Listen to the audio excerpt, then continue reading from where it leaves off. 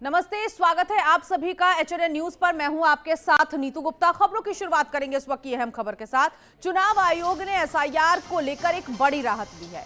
UP, Bengal सहित 12 राज्यों में 7 दिन समय सीमा बढ़ा दी गई है। ये बड़ी जानकारी इस वक्त की आपको बता दें कि चुनाव आयोग ने शेड्यूल जारी किया है। चुनाव आयोग ने 12 राज्यों और केंद्र शासित प्रदेशों में चल रहे स्पेशल इंटेंसिव रिवीजन प्रक्रिया की समय सीमा 7 दिन बढ़ा दी है। आयोग की ओर से पूर्वादेश को निरस्त करते हुए नया शेड्यूल जारी किया गया है। इसके अनुसार अब एन्यूमरेशन बूथों के पुनर्गठन से लेकर ड्राफ्ट रोल की पब्लिकेशन और क्लेम ऑब्जेक्शन की प्रक्रिया सभी संशोधित तिथियों के अनुसार होगी। ये विस्तार उन राज्यों और केंद्र शासित प्रदेशों के लिए जहां एसआईआर पहले से चल रही थी। इनमें अंडमान निकोबार द्वीप समूह, छत्तीसगढ़, गोवा, गुजरात, केरल, लक्षद्वीप, मध्य प्रदेश, पुडुचेरी, राजस्थान, तमिलनाडु, उत्तर प्रदेश और पश्चिम बंगाल का नाम शामिल है। आयोग के मुताबिक मतदाता सूची को ज्यादा सटीक, अद्यतित और सुव्यवस्थित बनाने के लिए यह विस्तार जरूरी पाया गया। इससे पहले एसआईआर प्रक्रिया पूरी करने की अंतिम तिथि 4 दिसंबर तक थी, यानी सिर्फ 4 दिन शेष रह गए थे। अब 7 दिन समय सीमा बढ़ने से अंतिम तिथि 11 दिसंबर हो गई है। अभिषेक आनंद इस वक्त सहयोगी जुड़ गए हैं आगे की जानकारी के लिए। अभिषेक, 7 दिन की और समय बढ़ा दी गई है, तो अब ये एसआईआर की प्रक्रिया कब तक और चलेगी इन 12 राज्यों में, जरा ये बताइएगा। आयोग की तरफ से ये फैसला कितना राहत देते हुए उन स्टेट्स के लिए जहां एसआईआर को लेकर घमासान मचा हुआ है?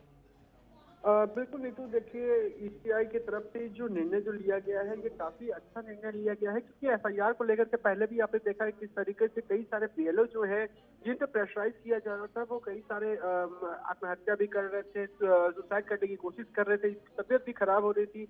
जब बैठक जब हुई तो उसमें कई चीजें सामने निकल करके आ रही, तो ऑनलाइन फॉर्म जो है वो सबमिट नहीं हो पा रहे, कई सारी ऐसी परेशानियां सामने निकल कर आ रही। लेकिन 12 राज्यों में जिस तरीके से 7 दिनों का जो प्रक्रिया जो है और बढ़ा दिया गया, हालांकि 11 दिसंबर तक आने वाले 11 तारीख को ये खत्म, माफ चाहूंगा 7 तारीख को ये खत्म हो जाएगा। तो ऐसे में जिस तरीके से जो प्रक्रिया जो है वो और भी सुरक्षित नजर आएगी। लेकिन अगर कनेक्ट किया जाए तो हो सकता है कि इस बार जिस तरीके से 7 दिन का बढ़ाया गया है, तो कहीं ना कहीं विपक्ष जो है इसको लेकर बातचीत कर सकती है। लेकिन अभी जो है कहीं एसआईआर को लेकर बीएलओ जो हैं उनको बहुत बड़ी राहत भी मिली है कि वो आराम से जो नहीं हो पा रहा, जो प्रक्रिया जो नहीं हो पा रही थी, उस प्रक्रिया को भी कहीं ना कहीं बढ़ावा देते हुए आने वाले वक्त में चुनाव में भी इस चीज को लेकर के अच्छा खासा फायदा भी पार्टियों को मिल सकता है। बिल्कुल, तो जो प्रक्रिया 4 दिसंबर को खत्म होनी थी, अब वो 11 दिसंबर तक की मोहलत दे दी गई है।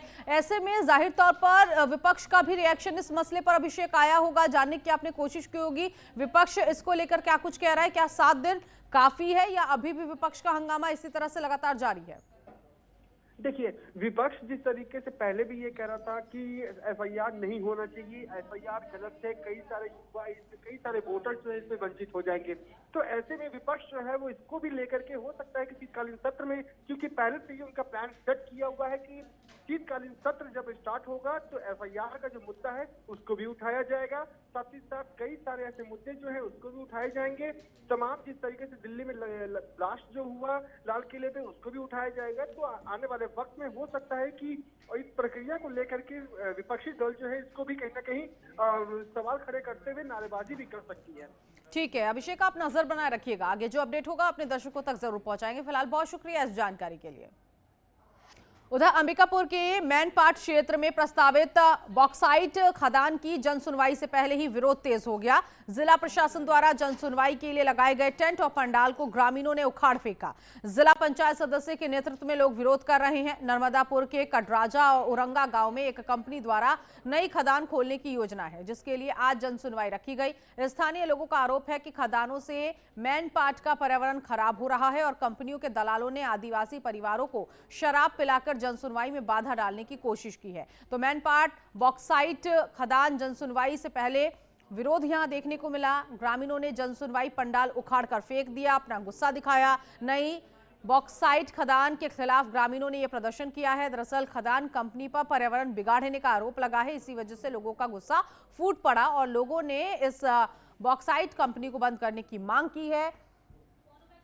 जनसुनवाई के वक्त ये गुस्सा लोगों का देखने को मिल रहा है।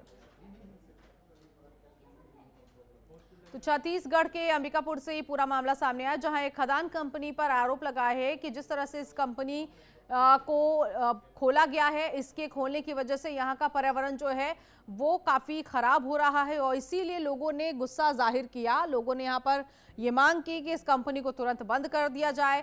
समस्याएं यहाँ पर जनसुनवाई के जरिए रखी जा रही थी और उन्हीं समस्याओं में एक मुश्त ये समस्या सामने आई कि काफ़ी ज़्यादा लोग इस कंपनी के खुलने की वजह से परेशान थे। फिरोजाबाद के थाना मक्खनपुर पुलिस ने एक निजी कंपनी में कैश लूट मामले में बड़ी कामयाबी हासिल की है। पुलिस ने इस मामले में गिरफ्तार 2 आरोपियों से पूछताछ कर लूटे हुए 16 लाख रुपए बरामद कर लिए। पुलिस अब इस लूट कांड में शामिल अन्य लोगों और पूरे नेटवर्क की जांच में जुटी हुई है।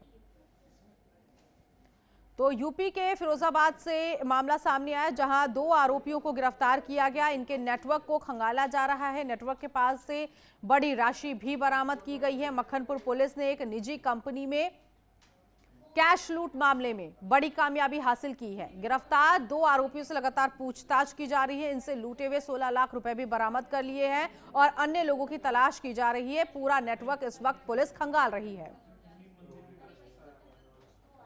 मक्खनपुर क्षेत्र में एक लूट की घटना घटित हुई थी। लूट की घटना का सफल अनावरण करने हेतु वरिष्ठ पुलिस अधीक्षक महोदय जनपद फिरोजाबाद द्वारा एसओजी सर्विलांस सहित कुछ 6 टीमों का गठन किया गया था। इन टीमों द्वारा साक्ष्यों फुटेज के आधार पर घटना का सफल अनावरण किया गया तथा इसमें घटना में सम्मिलित सभी अभियुक्तों को गिरफ्तार कर जेल भेजा गया तथा उनके पास से लगभग 1 करोड़ 62 लाख रुपए कैश बरामद किए गए। इसमें घटना में जो भी धनराशि थी और जो बरामदी धनराशि थी, इसमें विरोधाभास होने की वजह से इसमें विवेचक द्वारा जिला कारागार में निरुद्ध अभियुक्तों की बयान अंकित किए गए, जिसमें तुषार और दुष्यंत द्वारा इसमें कुछ धनराशि अपने घर के पास छुपा कर रखे जाने की बात स्वीकार की गई। इसमें इसके आधार पे विवेचक द्वारा नियमानुसार माननीय न्यायालय से पुलिस कस्टडी रिमांड लिया गया। पुलिस कस्टडी रिमांड लेकर तुषार और दुष्यंत की निशानदेही पे कुल 16 लाख, जिसमें तुषार की निशानदेही पे 10 लाख रुपए और दुष्यंत की निशानदेही पे 6 लाख रुपए आज बरामद किए गए, अर्थात कुल 16 लाख आज बरामद किए गए। इसमें शेष वैधानिक कार्रवाई की जा रही है। आगे बढ़ेंगे। दिल्ली से बड़ी खबर इस वक्त मिल रही है कि दिल्ली से 3 और आतंकी गिरफ्तार किए गए। दिल्ली पुलिस की स्पेशल सेल ने गिरफ्तारी की है, ये बड़ी जानकारी इस वक्त मिल रही है। और पाक आईएसआईएस एजेंसी से जुड़े हुए थे ये आतंकी शहजाद भट्टी के संपर्क में थे। इंटरनेशनल टेरर मॉड्यूल का पर्दाफाश हुआ है, तो दिल्ली से इनकी गिरफ्तारी हुई है। बड़ी जानकारी, दिल्ली पुलिस की स्पेशल सेल ने इन्हें गिरफ्तार किया है और ये आतंकी मॉड्यूल का एक और पर्दाफाश हुआ। पाकिस्तान की खुफिया एजेंसी आईएसआई के संपर्क में तीनों आतंकी थे। पाक आईएसआई एजेंसी से जुड़े आतंकी शहजाद भट्टी के संपर्क में थे। अब पुलिस ने इनको गिरफ्तार कर लिया है। दिल्ली से ये पूरा मामला, जहां दिल्ली कार ब्लास्ट की लगातार जांच चल रही है। एनआईए की टीम अब आरोपियों को रिमांड पर लेने के बाद उनसे पूछताछ कर रही है। तो इस बीच ये खबर मिल रही है कि 3 और आतंकी पुलिस की गिरफ्त में आ चुके हैं, जो कि आतंकी मॉड्यूल है। अभिषेक पर इस वक्त हमारे साथ संवाददाता जुड़ गए इसी खबर पर आगे की जानकारी के लिए। अभिषेक, इन तीनों आतंकियों की कहां से दिल्ली में गिरफ्तारी हुई है, कब गिरफ्तारी हुई और आगे क्या कुछ इनपुट मिल रहा है?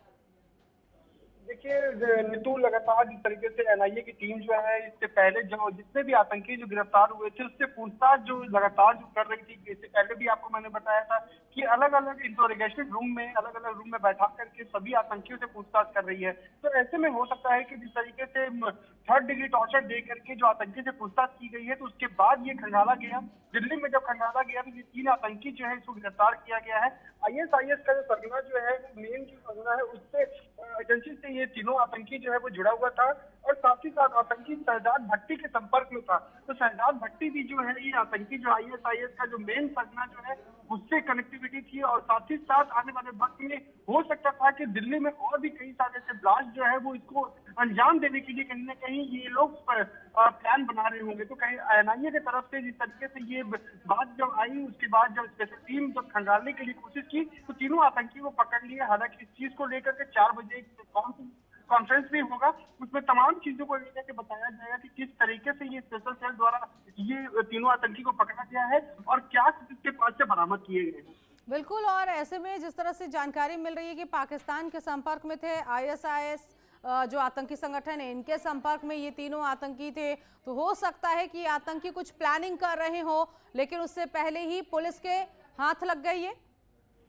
बिल्कुल नीतू, देखिए इससे पहले भी जितने सारे आतंकी जो सफेद पोश आतंकी जो थे वो जैसे मोहम्मद और आईएसआईएस के साथ में कनेक्टिविटी बनाए हुए थे। तो ऐसे में जो आज जो ये तीनों आतंकी जो पकड़ाया है, तो ये बड़ा प्लान बनाने के लिए कहीं ना कहीं एक प्रक्रिया तैयार कर रहे थे कि अभी माहौल ठंडा होने का एक वेट कर रहे होंगे कि जब माहौल हल्का ठंडा हो जाए उसके बाद फिर दिल्ली को दोबारा से लहराने की कहीं ना कहीं प्रक्रिया चालू करना था।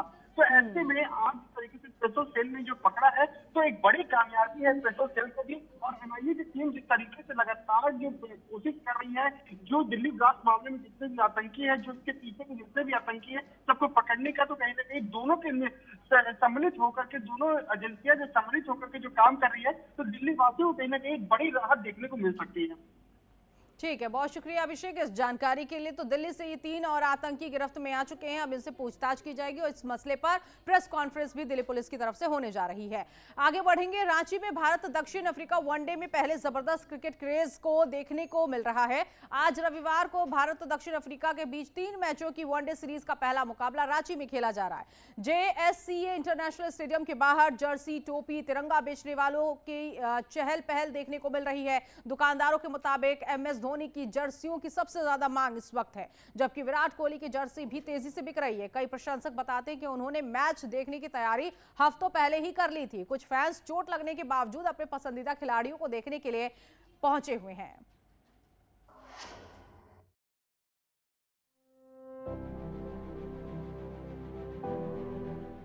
रांची के Jharkhand state cricket association international stadium में भारत और दक्षिण अफ्रीका के बीच होने वाले पहले वनडे मैच को लेकर भारतीय दर्शकों में भारी उत्साह है। मुकाबले से पहले JSCA इंटरनेशनल स्टेडियम की तरफ जाने वाली सड़कों पर जर्सी, टोपी और तिरंगा बेचने वाले विक्रेता खड़े हैं। दुकानदारों के अनुसार MS धोनी के नाम वाली जर्सियों की मांग बहुत अधिक है। प्रशंसक उनकी जर्सी ज्यादा खरीद रही हैं। साथ ही भारत के स्टार बल्लेबाज विराट कोहली के नाम वाली जर्सियों की भी काफी डिमांड है। 200, 250, 250, हाँ। विराट का साइज है, हाँ। धोनी खेलते नहीं है, लेकिन उनकी टी-शर्ट धोनी का ऑल इंडिया का हेवी फैन है ना। कई प्रशंसकों का कहना है कि उन्होंने अपने पसंदीदा खिलाड़ियों को मैदान पर खेलते देखने के लिए अपनी योजना हफ्तों पहले ही बना ली थी। बहुत एक्साइटेड, हम लोग काफी टाइम से 1 महीने पहले से पूरी प्लानिंग करके रखे थे। 3 भाई हैं, ये मेरा छोटा भाई, ये उससे छोटा भाई, तीनों भाई, और हम लोग तीनों अलग अलग फैन हैं। मैं धोनी का फैन हूँ, ये विराट का फैन है और ये रोहित का फैन है। विराट कोहली के फैन है। विराट कोहली के हाथ में भी 8 स्टिचेज लगा था, तब भी वो खेला था, तो हम लोग को तो सिर्फ देखना है। भारत और साउथ अफ्रीका के बीच 3 मैचों की वनडे सीरीज का पहला मुकाबला रविवार को रांची में खेला जाएगा। भारतीय टीम हाल ही में खत्म हुई टेस्ट सीरीज में 2-0 की हार का बदला लेने के इरादे से उतरेगी।